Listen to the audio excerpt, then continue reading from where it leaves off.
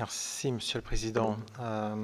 Chère Présidente et chers Présidents, tout d'abord très heureux d'avoir pu écouter le résultat de vos travaux et effectivement vous adresser toute ma gratitude pour partager avec mes collègues pour ce rendu, cette communication. Alors simplement je vais livrer quelques idées comme ça, enfin, ou questions par rapport aux présidents qui se sont exprimés. Tout d'abord, pour dire au président de la commission de sécurité tout mon intérêt pour vos travaux sur la cybersécurité. C'est remarquable le fait que vous mettiez ça systématiquement comme un point aujourd'hui en termes de sécurité.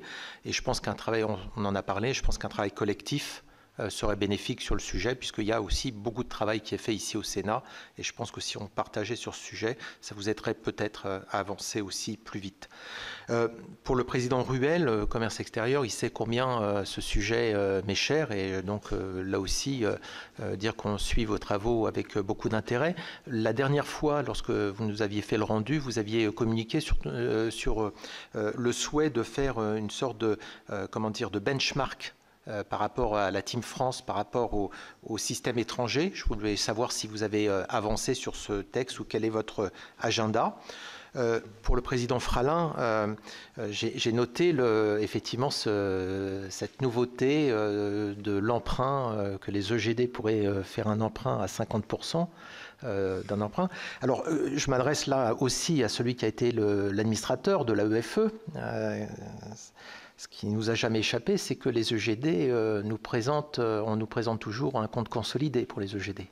Donc, ce serait assez intéressant de voir comment serait l'approche donc pour les administrateurs de l'AEFE et comment ils pourraient connaître les engagements si les EGD se mettaient à prendre des engagements particuliers. Je dois dire que je serais assez curieux de voir comment les comptes seraient présentés, mais je suis sûr que ça n'a pas échappé à votre sagacité.